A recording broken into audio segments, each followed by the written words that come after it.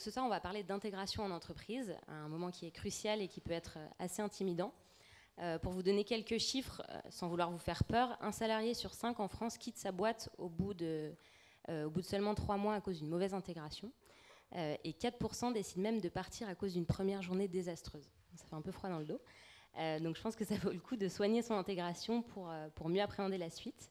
C'est bien sûr la responsabilité d'une entreprise de vous accueillir dans de bonnes conditions, mais c'est aussi de la vôtre d'arriver dans de bonnes dispositions. Il n'y a pas de formule magique, mais on va vous donner des bonnes pratiques et des infos à connaître pour mettre toutes les chances de votre côté. Pour nous en parler ce soir, on a Maya Volkevich, qui est Talent Acquisition Manager chez Vectory, une entreprise de plus de 50 personnes qui fait de la publicité géolocalisée. Et avant Vectory, Maya a travaillé en tant que RH dans différentes startups du web, et ça fait près de 4 ans qu'elle travaille en tant que RH sur Paris. Bonsoir. Et Sandra Legrand, qui est la cofondatrice de Yapuka, une plateforme qui aide les étudiants à préparer leurs concours et leurs entretiens grâce à un accompagnement personnalisé avec un entraîneur. Et avant Yapuka, Sandra a entre autres passé plus de 10 ans chez Coca-Cola sur des postes de business et de management. Et aujourd'hui, elle intervient sur des conférences et elle donne des cours sur l'entrepreneuriat au féminin. Maya, je commence avec toi. Donc, j'ai donné quelques chiffres sur l'intégration. Pourquoi l'onboarding, c'est une phase si importante à la fois pour l'employeur et pour le collaborateur? Déjà, c'est un peu comme la séduction, c'est-à-dire si ça démarre mal, si au début ça se passe mal, ça peut que mal se passer par la suite. C'est-à-dire si on ne met pas tous les moyens pour que ça se passe bien vraiment, qu'on garde cette bonne impression, après, les gens, comme tu as dit, les chiffres, les gens ils partent au bout de la première journée. Les gens, ils n'attendent pas de terminer leur période d'essai. En fait, ils partent parce qu'ils se disent, on m'a promis peut-être des choses en entretien, ça s'est bien passé. Et là, il y a un décalage. Ça veut dire que y a quelque chose qui va pas du tout. Et ensuite, c'est important non seulement pour l'entreprise, mais également pour la personne qui intègre l'entreprise, parce que tout simplement, c'est le moment d'inculquer les valeurs, de soutenir, de prolonger l'expérience recrutement et montrer voilà, ce que c'est réellement l'entreprise.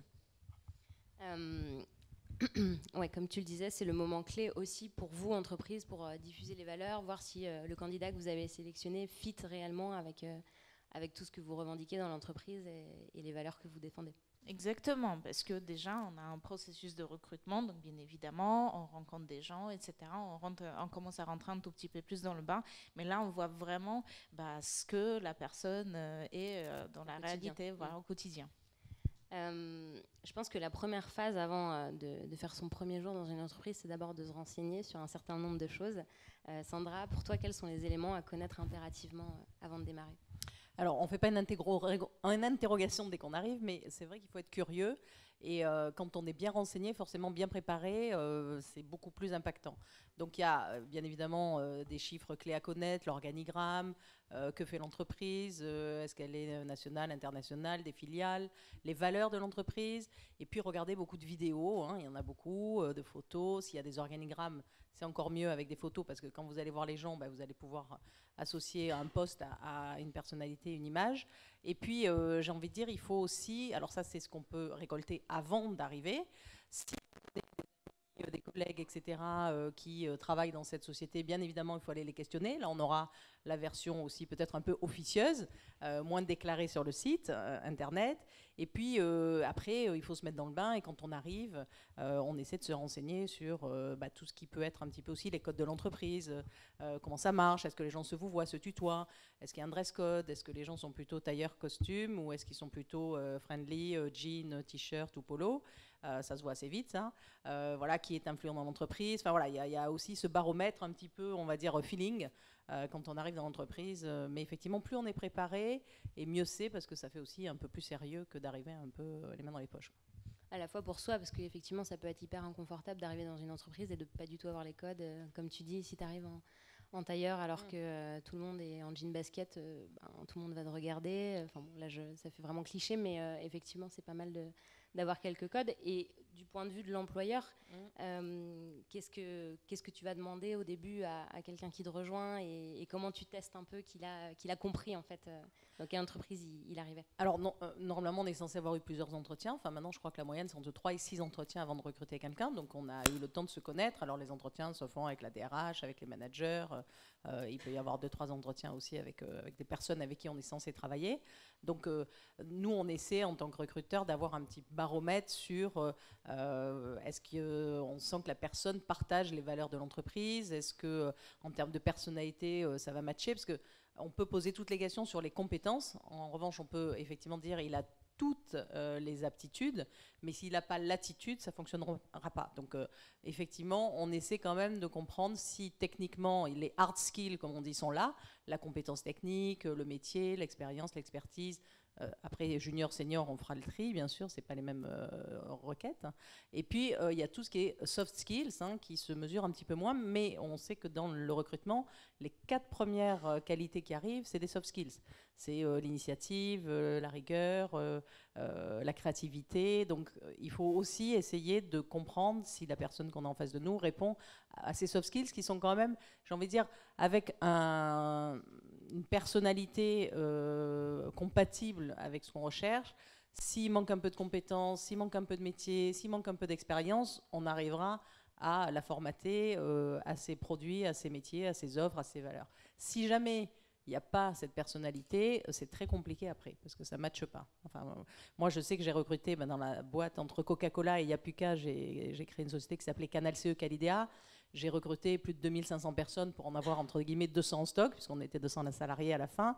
Et c'est vrai que quand j'ai voulu transiger en me disant, bah, tiens, je veux quelqu'un d'hyper technique là-dessus, avec un vrai savoir-faire sur cet outil, etc., et que j'ai transigé un petit peu sur la question des valeurs, de l'esprit, qu'on va voir certainement dans la discussion, je l'ai regretté parce que ça n'a pas pris, la mayonnaise n'a pas pris, et quand vous avez une ADN forte dans une boîte, c'est-à-dire que, bon, surtout dans une entreprise qui est au début petite et puis qui se crée, qui se développe, etc., quand vous mettez et que vous essayez, en fait, la greffe ne prend pas quand il n'y a pas cet ADN. Et c'est même pas la personne, au bout d'un moment, peut se sentir bien ou pas bien, mais il est un peu rejeté aussi par le groupe quelque part. Donc l'ADN est très forte et il faut que ce soit calé sur l'ADN.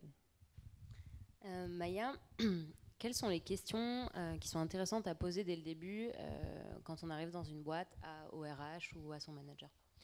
Moi, je suis d'avis que toutes les questions sont bonnes. Il n'y a pas de mauvaises questions. Après, c'est la manière de poser, c'est le ton, etc. Si ce n'est pas une revendication, pourquoi pas? Moi, il y a des gens qui, comme a dit Sandra, me demandent comment on doit s'habiller. On va dire chez Vectory, on a de la chance de pouvoir s'habiller comme on veut. Après, tout dépend du métier. Donc, c'est-à-dire les sales, bien évidemment, ils vont représenter l'entreprise, etc. C'est préférable d'arriver quand même plus ou moins présentable. Mais après, on peut porter des baskets, des jeans troués, etc. Il n'y a pas de souci avec ça. Autre question, c'est les horaires de travail. C'est pas évident du tout parce que on arrive et on ne sait pas quelle journée on doit faire. La première journée, on se dit on est un tout petit peu perdu. Et du coup, est-ce qu'on doit rester jusqu'à 21h ou est-ce qu'on peut partir à 17h? C'est des questions qui se posent. Donc en général, voilà. Ouais, mais ça, dans l'idée, c'est vrai que oui, tu dis ça se pose comme question. Dans les faits, tu arrives dans une nouvelle entreprise. Tu te dis à qui je vais demander ça? Ça va faire un peu quelqu'un qui a envie de ne pas passer trop de temps. Enfin, c'est un peu délicat comme question. Donc comment tu l'amènes et à qui tu la poses? Pas forcément au RH du coup.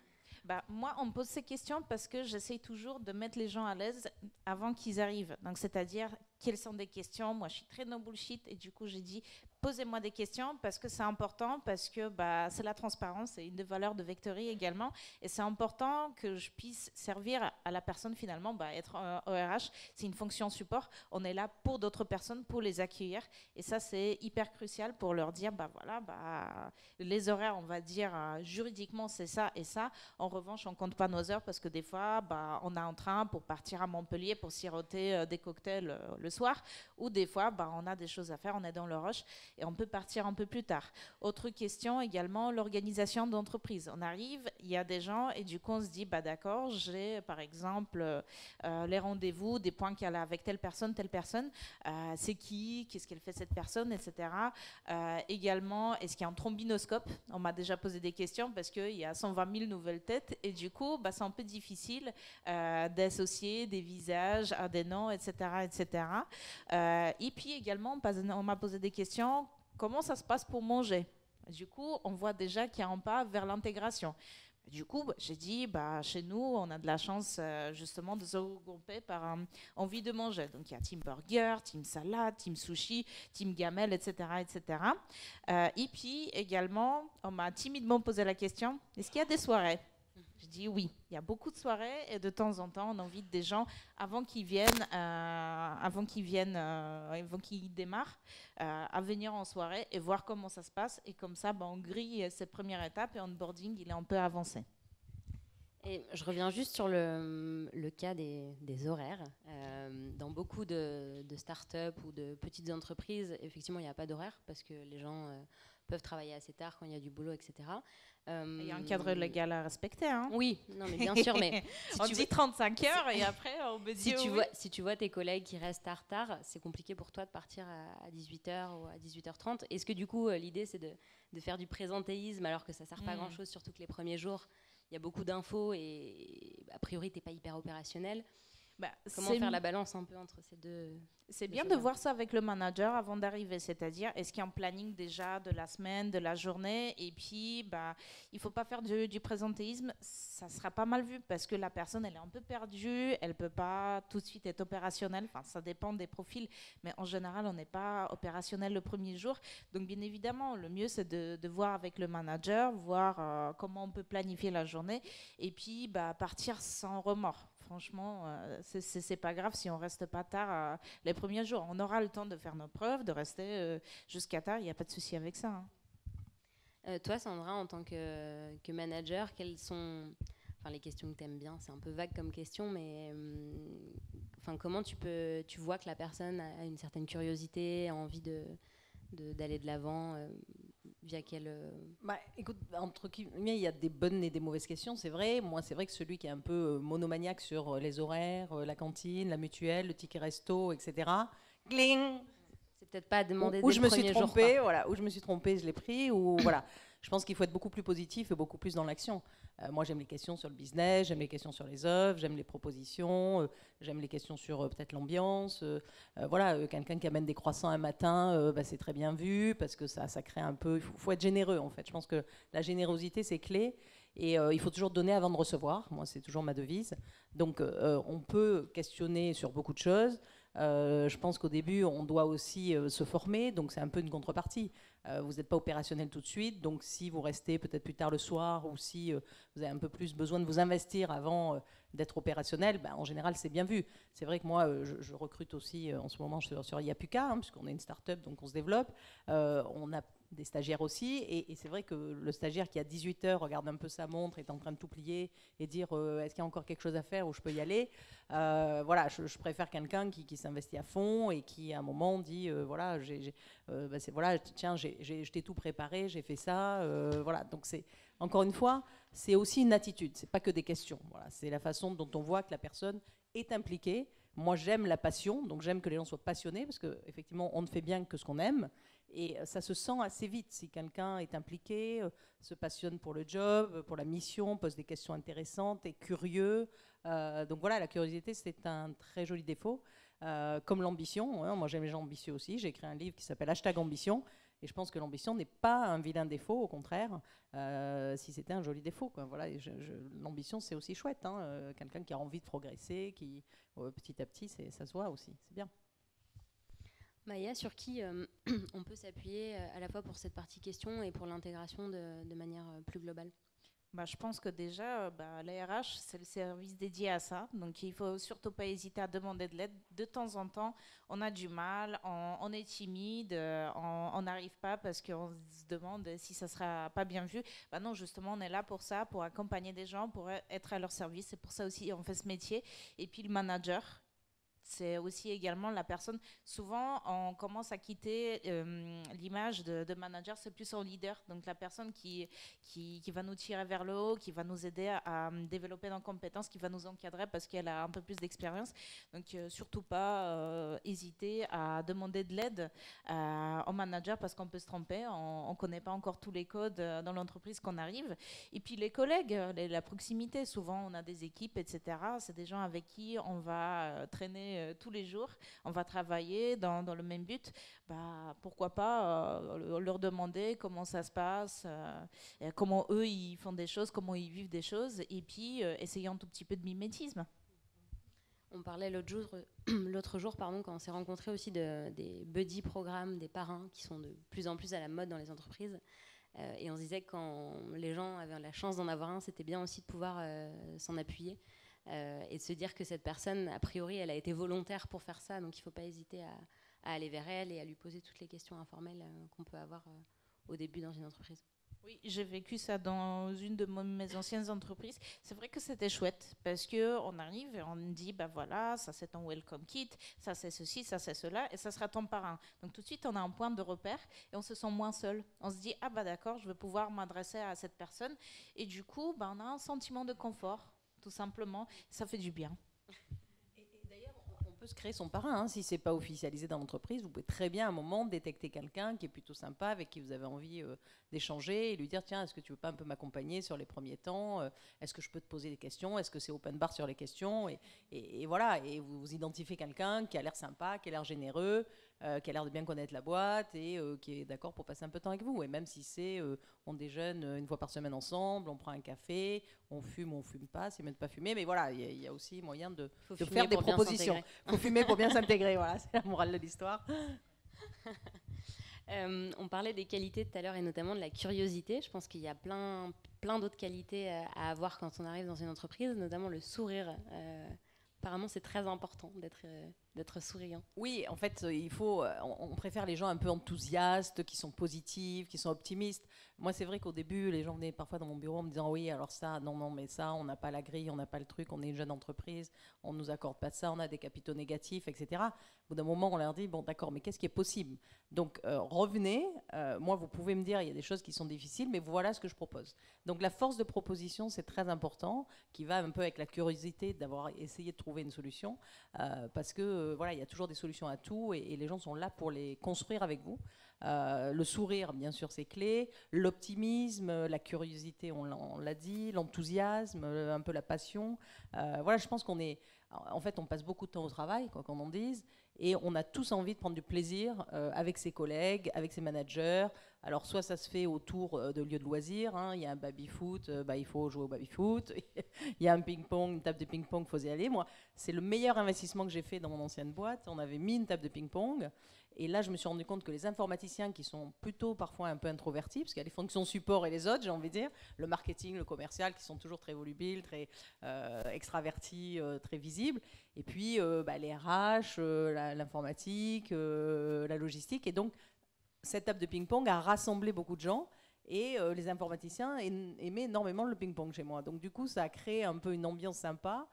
Il y avait un salad bar le jeudi, donc les gens prenaient une salade et jouaient ensemble au ping-pong. Ça a créé vraiment un esprit d'équipe, hein. On parle de team building, hein. Ça peut se faire autour de soirées, comme tu disais, Maya, mais aussi autour de sport, autour d'événements. Donc voilà, donc c'est important que les gens se sentent bien. Et on faisait même la journée de la famille pour aussi tu vois, connaître un peu l'environnement familial, et c'était sympa aussi. Et si elles ne sont pas, encore une fois, officiellement organisées dans l'entreprise, on peut les proposer.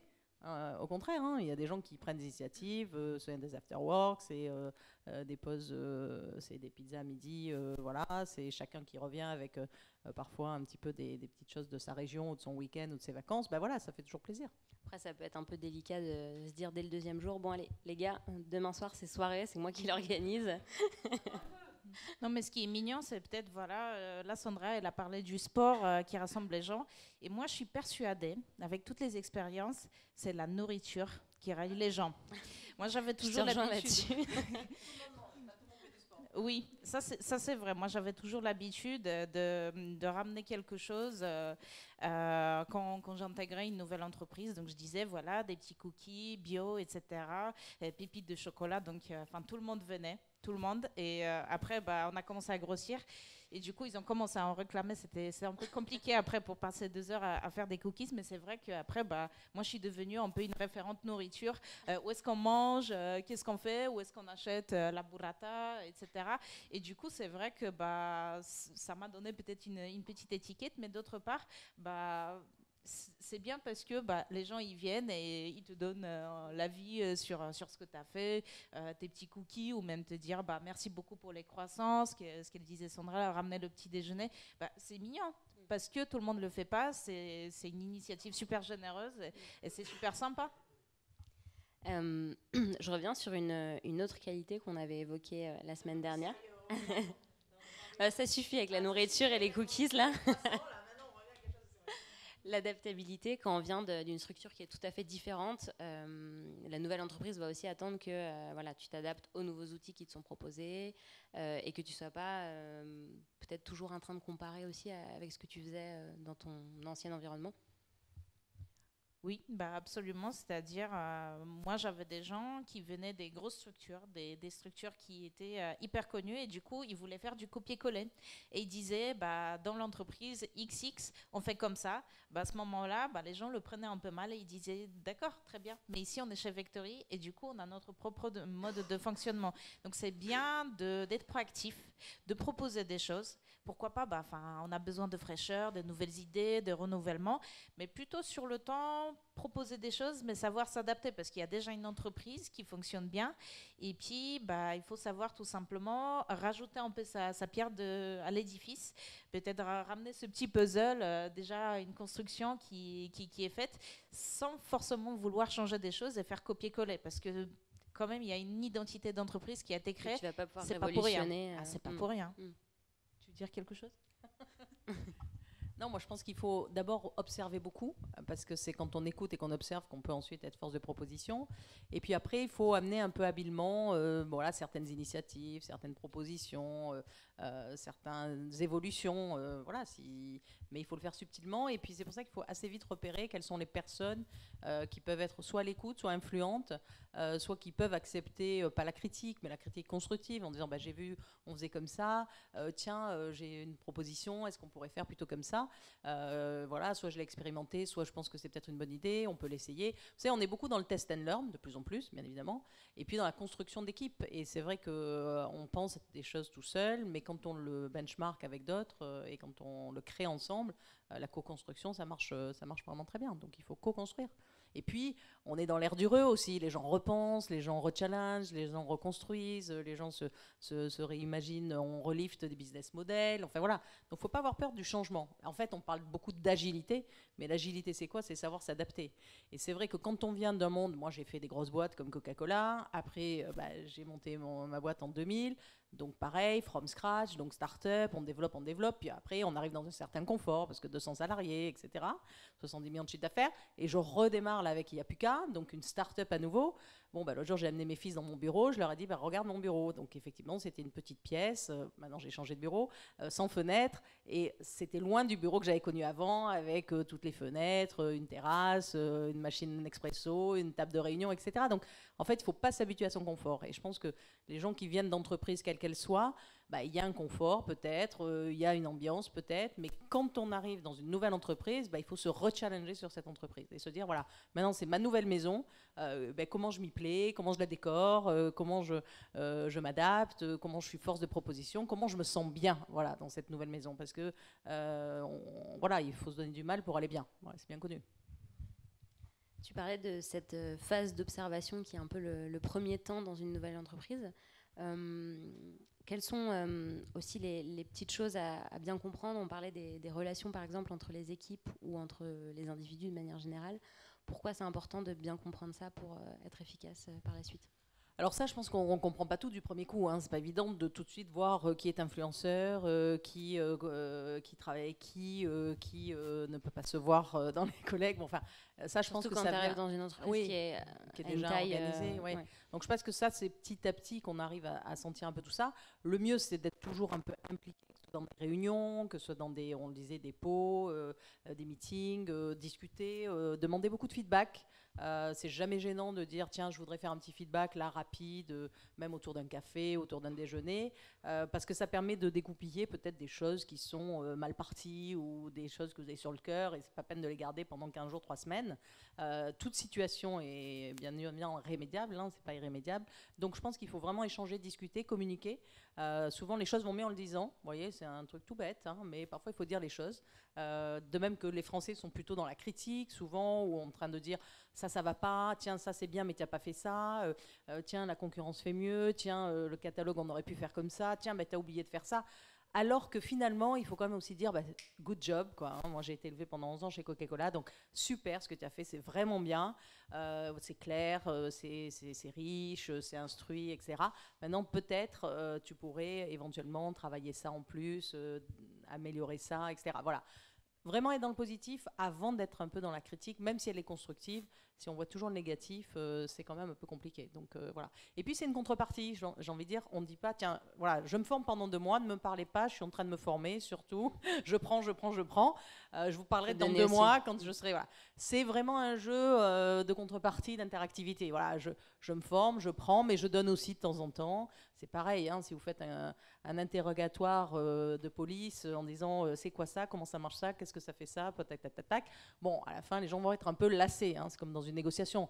Donc, vous posez des questions, vous amenez de la matière, vous en donnez, vous en reprenez, vous en donnez, vous en reprenez, et ça passe beaucoup mieux, quoi. Hein. C'est mieux de faire une conversation qu'un interrogatoire. L'intégration, c'est aussi beaucoup avec ses collègues. On l'a déjà abordé. Donc, mis à part les cookies, les fameux cookies pour se faire des copains, ouais. comment tu fais pour créer du lien, notamment si tu n'es pas hyper à l'aise pour aller parler aux gens. On parlait de poser des questions. Je pense que c'est un truc c'est tout bête, mais c'est vrai, quoi. Les gens aiment bien qu'on s'intéresse à eux. Absolument. C'est super important de s'intéresser aux gens parce que tout d'abord, quand on commence avec les entretiens de recrutement, c'est nous qui posons des questions aux candidats et lui, il n'a pas toujours, on va dire, le temps de les poser. Si on se dit entretien de recrutement, c'est souvent les questions-réponses, c'est un quart d'heure et on n'a pas le temps de tout aborder. Donc, il ne faut surtout pas hésiter de poser des questions. C'est quoi ton métier, qu'est-ce que tu fais, etc., etc. Nous, chez Vectory, on anticipe ça, on prépare un parcours d'intégration. Donc, il ne faut pas hésiter de demander est-ce qu'il y a un parcours d'intégration justement pour connaître tous les métiers, pour connaître les spécificités de la boîte, parce que moi je suis dans un truc de retail tech, une niche, donc un truc, oui, c'est une technologie, c'est une boîte qui est dans le retail tech et c'est pas du tout évident de comprendre l'activité. Donc les gens en fait chez Vectory ils sont hyper passionnés et ils aiment bien tout simplement qu'on leur pose des questions parce que eux ils présentent des équipes en entretien, mais c'est bien d'approfondir. Et du coup, un parcours d'intégration pour savoir s'il y a un livret, pour pouvoir comprendre mieux qui fait quoi, etc. C'est très bien de demander ça. Et puis, des questions toutes bêtes. C'est quoi le meilleur japonais du coin? Où est-ce qu'on mange aujourd'hui? Etc. etc. Oui, ça tourne toujours autour de nourriture avec moi. Mais c'est pas faux. Mais oui, mais enfin... Il faut également être ouvert d'esprit, c'est-à-dire il faut donner du soi. C'est-à-dire on peut être timide, bien évidemment, mais il ne faut pas non plus que ça nous handicape. C'est-à-dire si on reste dans notre coin, on ne va pas poser des questions parce qu'on a du mal, parce qu'on n'a pas confiance en soi. Les gens ne vont pas forcément venir vers nous parce qu'eux non plus, ils ne vont pas savoir comment nous aborder. Ils vont voir la personne qui est dans son coin, ils vont se dire d'accord, comment on mange ce plat. Voilà, toujours la référence. Il faut aussi se mettre à la place de l'autre qui voit. Exactement, je pense qu'il faut que ça vienne des deux côtés, tout simplement. Les temps off sont hyper importants pour créer du lien, le déjeuner notamment, les after-work. Est-ce que tu as des conseils là-dessus sur la première semaine, par exemple, le fameux moment où tu te dis mais est-ce que je vais déjeuner tout seul ce midi Est-ce que l'idée, c'est de prévoir des choses? Est-ce qu'au contraire, tu laisses un peu ton agenda libre pour pouvoir profiter avec tes collègues et les découvrir? Bah, je pense que la première semaine, elle est cruciale, donc c'est bien de pouvoir découvrir tout le monde et bah, ne pas faire des déjeuners business, etc. Déjà, le premier déjà avec l'équipe pour pouvoir savoir avec qui on va travailler en étroite collaboration. Et puis, tout simplement se rendre disponible et se joindre à des gens pour savoir où est-ce qu'on déjeune, qu'est-ce qu'on mange, quelles sont les habitudes. C'est bien, bah, c'est ce que je disais au début, il y a des gens qui me posent des questions, comment ça se passe pour le déjeuner? Ça veut dire que c'est quand même un moment de partage et les gens, ils se disent, bah, c'est une occasion de pouvoir échanger avec d'autres personnes, de pouvoir parler de moi, mais également d'eux. Et puis les after-work, bah, souvent, si on a des outils en interne dans une entreprise comme Slack, par exemple, qui est un peu une messagerie instantanée, qui remplace aujourd'hui des mails, bah, souvent, jeudi soir, vendredi soir, les gens ils disent, bah, qui a envie de boire des coups, etc. Ça, c'est un excellent moyen parce que bah, on se joint, on n'est pas obligé de rester jusqu'à 4 heures du matin. Mais si on vient boire un verre, etc., tout simplement être présent. Il faut un peu se faire violence du coup au début, même si c'est pas forcément évident, se dire bon, je vais en être parce qu'il faut que. Bah, c'est bien déjà de s'investir, c'est-à-dire les gens ils vont voir qu'on est présent et ils vont se dire bah d'accord, cette personne elle a envie de s'intégrer tout simplement, elle a envie de participer avec nous, elle a envie qu'on la découvre et c'est beaucoup plus sympa et on est beaucoup plus à l'aise si on est dans un bar autour d'un verre que dans un cadre quand même professionnel. Parce qu'on se dit, cadre professionnel, il y a peut-être les managers, etc. On n'est pas forcément à l'aise. Et puis, bah, une fois, on va dans un bar ou dans un resto, bah, tout de suite, il y a quelque chose qui disparaît. On est beaucoup plus à l'aise, beaucoup plus détendu.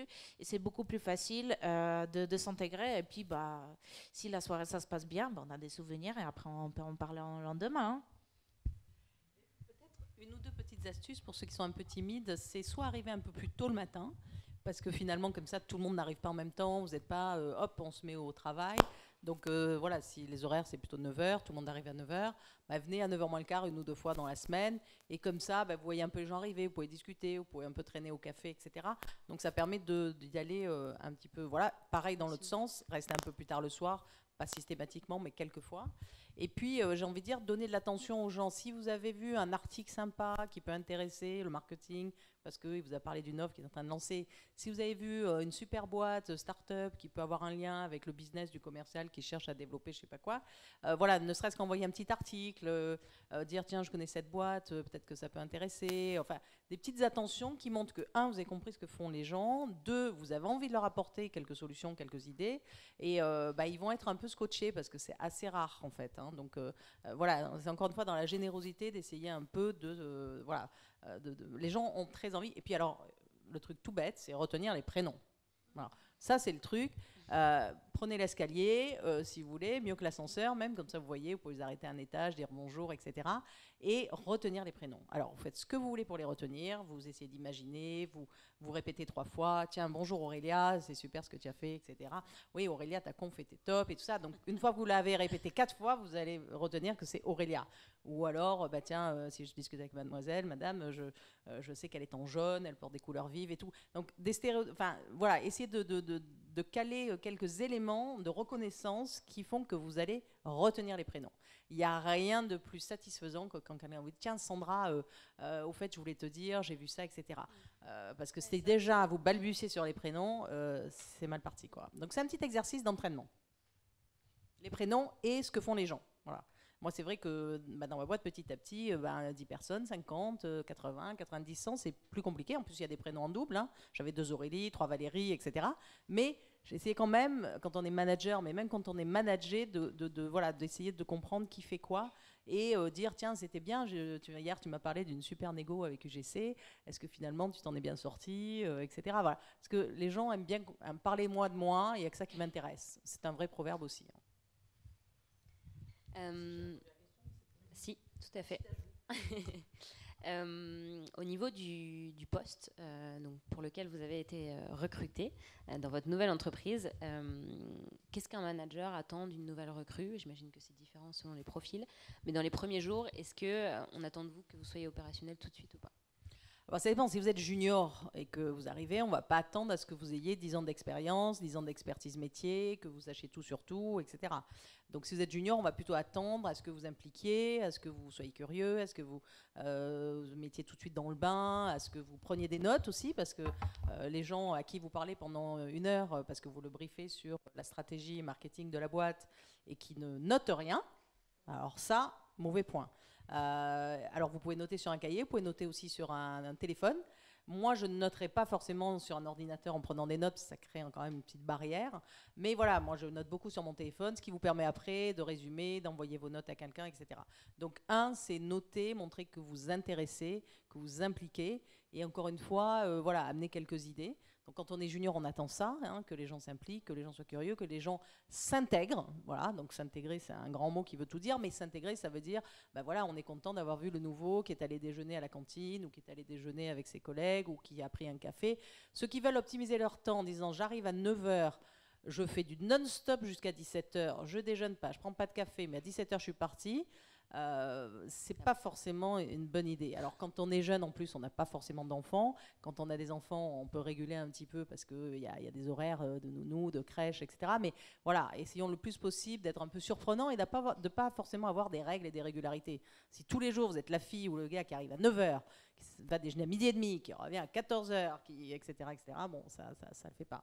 Donc c'est vrai qu'on attend de l'intégration. Après, si vous arrivez avec 5 ans, 10 ans, 15 ans, 20 ans d'expérience, que vous êtes senior, on va, ou un peu plus mature sur le business, on va attendre à ce que vous soyez plus vite opérationnel, que vous ameniez votre expertise, que vous ameniez des trucs de l'ancienne boîte, des outils, des supports, voilà, qu'entre guillemets, vous soyez plus actif, alerte, organisé, expérimenté, voilà, mature, senior, voilà, dans le job. Donc ça dépend vraiment si vous êtes senior ou junior. Et aussi, je pense que tout dépendant du poste. Par exemple, sales, il a besoin de s'imprégner du discours. Il ne peut pas aller déclencher les rendez-vous de suite, etc. Il a besoin de savoir ce qu'il va vendre, etc. Donc ça, c'est quand même assez important. Il a besoin de revoir les présentations, de savoir quels sont les comptes actifs, etc. Qui est-ce qu'il peut contacter, etc., etc. Par contre, si moi, j'arrive donc, en tant que Talent Acquisition Manager et on me dit, fais-nous un sourcing sur un profil technique, 2-3 ans d'expérience sur tel techno, tel techno, je sais le faire parce que je l'ai déjà fait avant. Par contre, voilà, je ne veux pas le contacter parce qu'il faut bien évidemment que je m'imprègne du pitch, etc., etc. Donc, il y a des métiers sur lesquels on peut être plus ou moins opérationnel. Et puis, qu'est-ce qu'attend de nous notre manager? Pourquoi pas poser des questions, communiquer et dire, voilà, qu'est-ce que je peux faire, en quoi je peux être utile, est-ce que ça, on peut faire comme ceci, cela, avec qui je me mets en binôme pour aborder telle ou telle chose, etc., etc.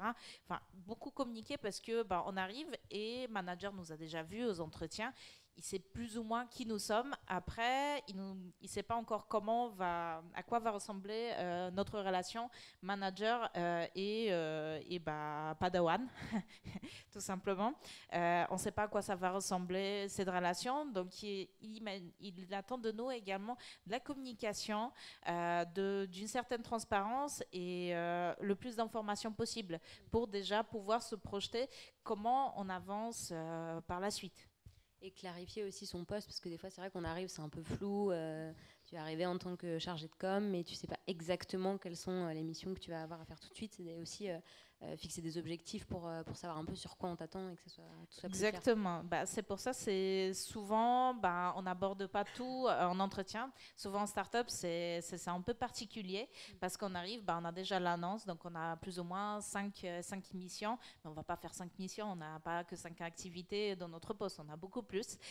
C'est pas exhaustif.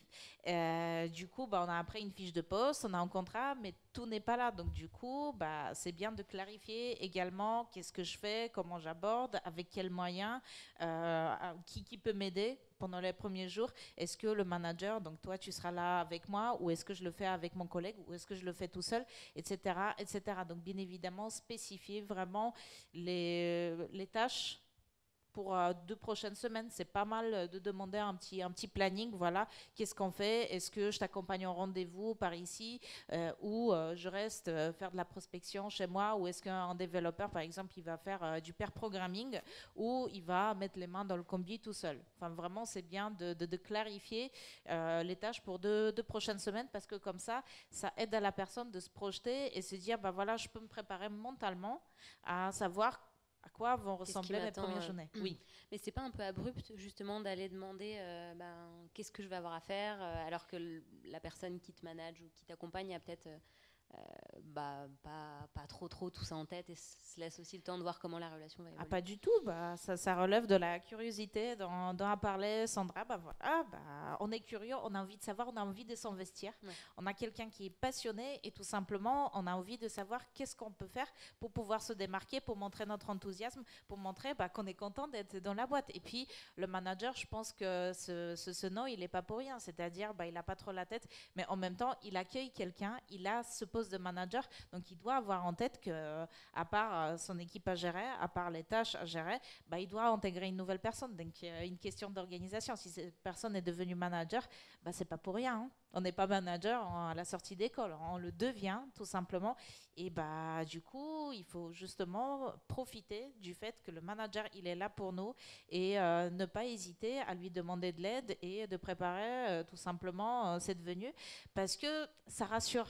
En fait, les gens, ils aiment bien avoir des missions claires, etc. parce qu'ils se disent c'est rassurant, je ne suis pas ici par défaut, on sait très bien pourquoi on m'a pris et moi, ça m'aide tout simplement à me projeter déjà dans mes missions et aller au-delà de ce que j'imaginais. Juste rajouter, c'est vrai que par exemple, c'est tout bête, mais s'abonner au profil LinkedIn ou à la page Facebook ou Instagram ou de la société, c'est un truc assez classique, mais il faut y penser. Et c'est vrai que quand si vous voyez quelque chose, vous tweetez, vous mettez un petit commentaire, mettez un like et tout, ça fait toujours plaisir parce que ça fait du buzz, etc. Donc voilà. Et puis le service marketing voit qu'on est investi.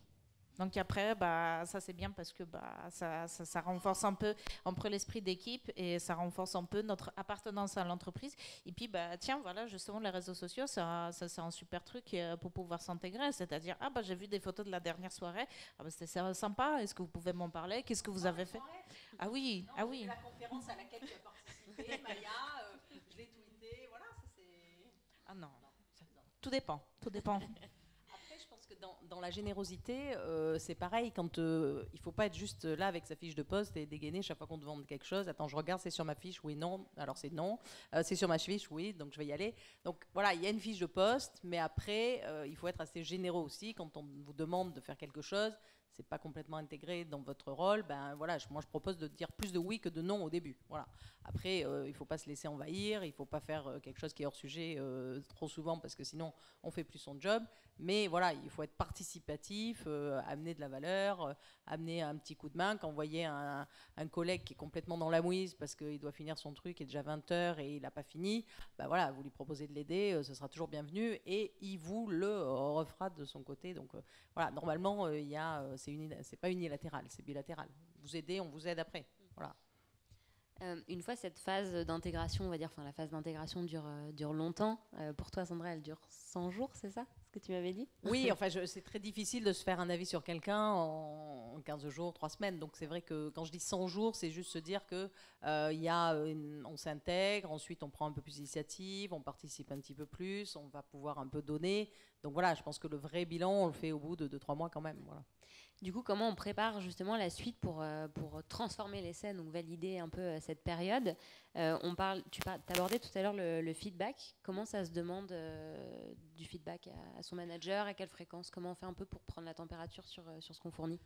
Moi, je propose au bout d'un mois, ça peut être plus rapproché, mais en tout cas au bout d'un mois, de faire un petit point avec le manager en disant voilà, ça fait un mois que je suis dans la boîte, j'aimerais bien faire un petit point, et puis vous faites un petit rapport d'étonnement, mais un rapport un peu positif, bien sûr. Vous n'allez pas dire oh là là, j'ai vu plein de choses, oh là là, ça va pas, il y a ça, non, ça va pas le faire. Donc plutôt dire voilà, avec mon œil neuf, j'ai trouvé un certain nombre d'idées, ou j'ai des choses à proposer, ou en tout cas je voudrais déjà faire un petit feedback de comment ça se passe, parce que moi j'ai des choses peut-être à proposer, mais peut-être que vous ou toi, tu as des choses à me dire et à me proposer aussi. Donc voilà, donc je pense que c'est bien assez vite de faire des petits meetings de feedback juste pour voir si ça passe bien, si on s'est bien compris, plutôt que de faire fausse route pendant 3 mois. Après, voilà, je pense que c'est au bout de 3 mois. Et puis après, vous pouvez demander des points un petit peu informels.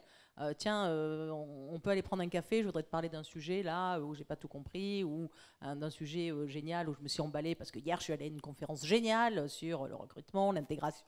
Et je suis revenue avec 3 idées. Donc voilà, donc je pense qu'il y a aussi le formel et l'informel. Voilà, normalement, les sociétés sont censées faire, moi je l'ai souvent fait, mais certaines ne le font pas, mais des bilans, on va dire des bilans de performance tous les ans. N'attendez pas le bilan pour dire oui, alors je stocke, et à la fin je vais dire un truc. Donc voilà, il faut plutôt faire ça un peu au fil de l'eau.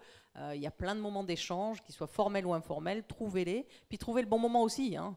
Si vous voyez qu'il y a un stress parce qu'il y a une assemblée générale juste après, parce qu'il y a un gros COMEX, etc., c'est pas la peine de venir proposer votre truc, ça va pas fonctionner. Il y a des timings, il y a des moments, il y a des momentum, comme on dit, hein.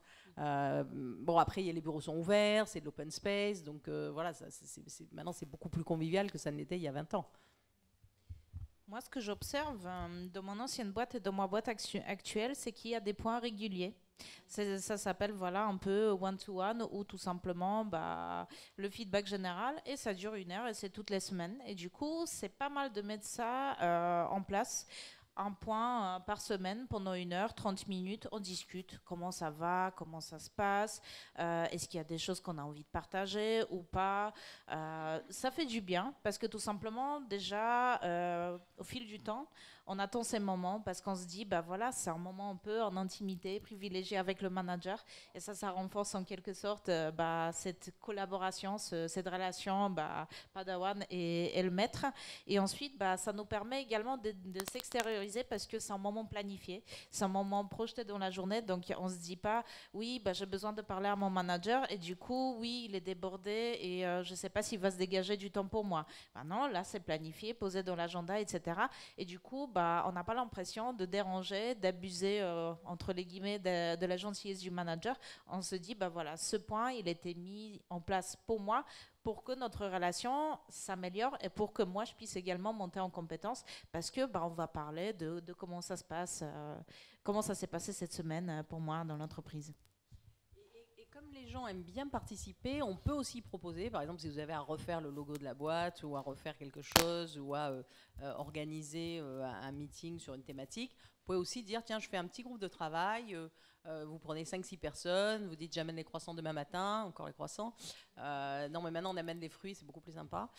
Donc j'amène des fruits demain et les cookies. Et puis je vous propose qu'on brainstorm un peu sur un sujet. Vous allez m'aider parce que votre expertise m'intéresse, votre expérience m'intéresse, votre regard, votre recul, votre ancienneté dans la boîte. Vous dites ce que vous voulez, ça flatte de toutes les façons. Et les gens participent. Voilà. Et donc on peut être à l'initiative de réunions. De même qu'on peut aussi dire tiens, j'ai vu qu'il y avait une réunion sur la présentation de la nouvelle charte pour les JO qu'on va financer, organiser ou je ne sais quoi. J'aimerais bien y assister. Est-ce que tu penses que je peux prendre un peu de temps et puis quitte à ce que je reste un peu plus tard ce soir ou demain ou entre midi et 2, voilà, vous pouvez aussi suggérer de participer à des réunions sur lesquelles vous n'êtes pas forcément invité, mais parce que vous pensez que ça va vous intéresser pour derrière mieux comprendre un certain nombre de choses. Voilà. Alors après, il ne s'agit pas dès qu'il y a une réunion de dire tiens, je vais y aller, etc. C'est pas la réunionnite, mais aussi dire ça m'intéresse parce que justement ça peut m'éclairer sur un sujet que tu m'as confié, etc. J'allais y venir justement, la proactivité c'est top, et si c'est le contraire en fait, que c'est les gens qui vous en demandent beaucoup, le manager et aussi d'autres équipes qui vous sollicitent, est-ce que c'est pas dangereux de dire oui à tout parce qu'on va vite se retrouver submergé je dirais qu'au début, je mettrais plus de oui que de non dans l'intégration, sinon vous allez être assez vite catalogué ou blacklisté. Après, si vous dites oui tout le temps, c'est très féminin aussi de dire assez souvent oui, forcément ça va vous prendre un peu plus de temps que prévu, ça va peut-être vous empêcher de faire votre vrai job, donc après il faut aiguiller. Et puis, il faut qu'il y ait aussi des contreparties. Hein. Si quelqu'un vous demande tout le temps des choses et que derrière, il ne vous en rend pas, hein, il ne vous rend pas de service ou il n'y a pas de contrepartie, à un moment, vous allez lui dire, d'accord, c'est sympa, mais voilà, si je fais un peu l'équilibre, la balance, elle pèse quand même beaucoup chez moi.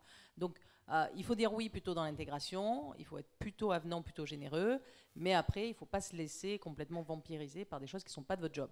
Alors maintenant, il y a toujours le fond et la forme, donc il y a toujours moyen de dire non, mais il faut mettre les formes. Hein. Si vous dites non, attends, c'est pas mon job, ou non, écoute, ça fait 4 trucs, tu me demandes, c'est bon, non, hein, ça fonctionne pas. Il vaut mieux dire, voilà, là, écoute, franchement, je pense que moi, je dois être très concentré sur mon sujet. Honnêtement, je peux pas m'impliquer là-dessus.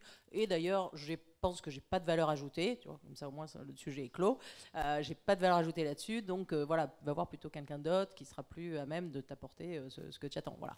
Donc, vous fermez pas complètement la porte, vous la laissez un peu entrebâillée, mais vous êtes quand même dans votre espace pour continuer à bosser. Voilà. Parce que sinon, c'est vrai qu'il y a des spécialistes de je demande toujours à quelqu'un. Et en plus, quand ils voient que quelqu'un. Et puis, plus vous êtes compétent, plus on vous demande de choses. Hein. Ça, c'est un peu le revers de la médaille. Hein. C'est pareil, on l'a tous expérimenté. Hein. Dans une réunion, vous soumettez 2-3 idées. Vous dites, tiens, ce serait sympa de faire un compte-rendu avec des to-do, etc. Souvent, c'est vous qui le récoltez. Donc, c'est pas grave. Moi, j'ai fait énormément de compte-rendus, j'ai fait énormément de choses. Ça participe aussi à dire, je fais des choses pour la collectivité. Et en plus, quand vous faites les comptes-rendus, vous écoutez mieux. Ça vous structure aussi, vous, par rapport à la démarche. Donc, n'hésitez pas à vous proposer à faire des comptes-rendus, à faire ensuite les to-do, à mettre sur un tableau. Enfin, moi, j'ai des tableaux partout dans ma boîte parce que j'adore. J'ai des tableaux, j'ai des smileys, j'ai des marqueurs partout. Enfin, voilà, je trouve que le visuel est très important. Voilà. Donc, de même que voilà, il y a les prénoms, il y a les visuels, il y a tout ce qui peut donner un peu d'ambiance, quoi. Voilà. S'enthousiasmer, nous on s'applaudit beaucoup, hein, on fait des petits meetings et hop, on s'applaudit. Ah bon, mais pourquoi? Parce qu'on a fait un bon job, on a signé un beau contrat, on a trouvé un nouveau logiciel qui a fait qu'on a moins de ruptures sur telle chose. On a reçu un lead. Mais voilà, je pense que s'applaudir, il y a on est un peu frileux là-dessus en non, France, mais il faut. Moi, quand on fait des meetings, moi je fais des stand-up success story meetings, c'est-à-dire que les gens venaient debout entre midi et deux, coca chips, parce que coca normal, mais tout le monde devait donner des bonnes nouvelles dans l'entreprise. Donc la première fois, ils étaient un peu, tiens, bonne nouvelle, quelle bonne nouvelle, qu'est-ce que j'ai fait? Alors à celui qui me posait la question, je ne sais pas trop ce que j'ai fait de bien, je dis alors si je te paie depuis un mois pour que tu n'aies rien fait de bien, c'est que à la limite, voilà, ou si le manager dit ça, voilà. En revanche, dire chacun va donner une nouvelle, etc., ça crée une vraie énergie avant, parce que les gens réfléchissaient à ce qu'ils ont fait de bien. Encourager, c'est comme des enfants, quand on les encourage, vous savez, c'est la mère de famille, il y a l'américaine et la française. Le petit gamin est sur le toboggan, il va glisser, il va tomber. La mère française va arriver en disant oh, je te l'avais dit, tu vois, fais attention, le truc il est trop bon, le toboggan il est trop grand pour toi et tout, tu vois, je te l'avais dit, fais attention. Et puis l'américaine qui va dire mais good job, mais c'est pas grave, remonte, tu vas y arriver, tiens, remonte et tu vas le refaire et je t'attends en bas, etc. Mais c'est toute la différence. Je pense qu'il faut encourager les gens à prendre des risques. Justement, quand la phase d'intégration se passe mal, qu'est-ce qu'on fait? Sur une note très positive. Et c'est des choses qui arrivent parce qu'on est sur la matière humaine. Donc, on ne sait jamais ce qui va se passer. Les humains, ça ne se programme pas comme les machines, que tout fonctionne et il n'y a pas de bug. Pas du tout. Soit ça marche, soit ça ne marche pas. Il y a des diverses raisons, parce qu'il y a l'intégration, l'ambiance qui s'est mal passée, ou sinon le poste. Nous, par exemple, on avait une personne qui est venue dans notre monde complètement différent. Donc, elle était sales et du coup, avant, elle faisait quelque chose complètement différent. Et au bout de 3 mois, elle s'est dit, non, c'est pas pour moi. Et on s'est dit, c'est des choses qui arrivent. C'est aussi pour ça, on a la période d'essai, etc. La période d'essai est dans les deux sens, en fait. C'est pas juste l'entreprise qui teste le collaborateur, c'est aussi le collaborateur qui teste l'entreprise. Complètement, c'est une séduction mutuelle, c'est-à-dire on s'essaye, on voit ce que ça va donner, parce que les gens sont souvent choqués que la période d'essai, ça dure 7 mois. Oui, mais tout d'abord, on va dire... Quand même. Pas partout, mais dans plusieurs boîtes. Et en fait, on se dit, tout d'abord, il y a l'enthousiasme, tout se passe bien, etc. Ça s'appelle, je crois, la courbe de deuil. Donc tout d'abord, il y a l'excitation, tout se passe bien, etc. Après, il y a un moment de doute et on se dit oui, je sais pas, etc. Et après, ça remonte et on se dit, voilà, là maintenant, j'apprends à nouveau l'entreprise, etc. J'arrive à me projeter et voilà. Et du coup, c'est pour les deux côtés. C'est-à-dire, nous, on voit comment ça se passe, mais le candidat également voit comment ça se passe. Et puis, si ça se passe mal, c'est pour ça, c'est bien de faire des points réguliers. dès le début, faire un petit rapport d'étonnement, comme a dit Sandra. Nous aussi, on le fait chez Victory, c'est les RH qui viennent, qui prennent ça. Et en fait, c'est destiné uniquement aux RH qui, après, prennent des actions. Vraiment se poser des questions et puis être un peu pugnace. C'est-à-dire qu'effectivement, on a tous, comme tu dis, les coups de mou, etc. À un moment, il faut se dire, OK, j'ai vraiment envie de rester dans cette entreprise, j'ai déjà investi peut-être 1 mois, peut-être 2 mois. OK, qu'est-ce que je peux faire pour que ça se passe mieux? Voilà, être toujours un peu dans la solution positive. Si vraiment vous souffrez tous les matins de venir et que vous avez vu qu'il n'y a rien à faire, OK.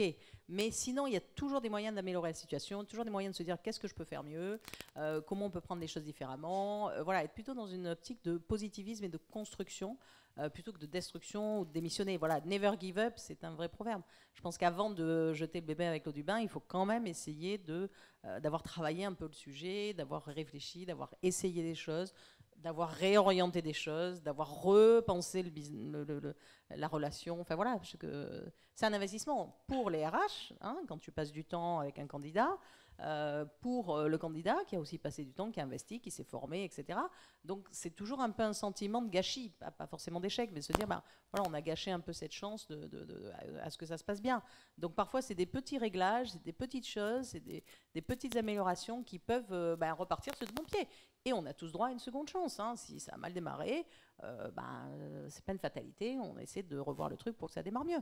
Voilà, je pense qu'il y a toujours moyen d'améliorer les choses. Voilà, moi, je suis assez positive. Surtout dans la transparence, ce que tu me disais, c'est que Ouais. s'il y a un petit réglage, petit recadrage à faire, il faut avoir identifié pourquoi et pas hésiter à dire les vraies raisons à son manager ou à son RH. Il faut être transparent, il faut être loyal surtout. Je pense que les gens, quand il y a une loyauté en entreprise, qu'il y a un vrai esprit d'équipe, transparence, discussion, échange, partage, ça se passe mieux que s'il y a des non-dits. Voilà. Donc après, vous allez me dire, voilà, mon manager, il ne discute pas du tout, c'est pas son truc, il est plutôt autoritaire. Ça arrive, hein.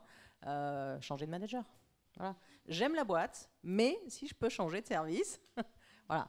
Non, mais ça peut arriver. Hein. On n'est pas toujours... Hein, voilà, on choisit pas sa famille. Est-ce qu'on choisit ses managers?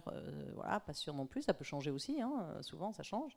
Mais voilà, il faut assumer ce qu'on est. Hein. Moi, je vois, avec Yapuka, on a souvent des jeunes qui parlent pas de leur histoire, qui, entre guillemets, sont un peu, effectivement, parfois timides, qui n'assument pas un certain nombre de choses et tout. Assumez qui vous êtes, ce que vous êtes, comment vous êtes. Et puis, derrière, essayer de les transformer en qualités, voilà, parce qu'on a tous des qualités. On a tous un talent, il faut le révéler. Je crois que c'était le mot de la fin. Merci beaucoup à vous deux et merci à vous d'être venus si nombreux. Merci.